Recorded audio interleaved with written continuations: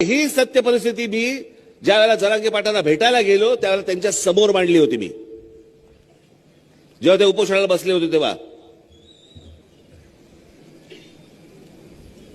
हा इतका किचकट विषय आहे, हा इतका टेक्निकल विषय आहे की ह्याच्यामध्ये तुम्हाला काय, तुम्हाला लोकसभेमध्ये कायदा सगळा बदलायला लागेल, लोकसभेमध्ये हा कायदा बदलायला लागेल, सुप्रीम कोर्टात तुम्हाला आदेश घ्यावा लागेल. आणि बाबांनो, हा फक्त एका महाराष्ट्र राज्यापुरताचा विषय नाही आहे.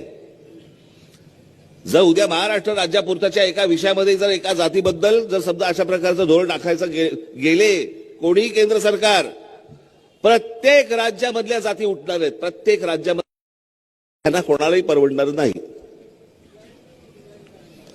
आणि हे होऊ नये, हे होणार नाही, हे सगळ्यांना माहिती.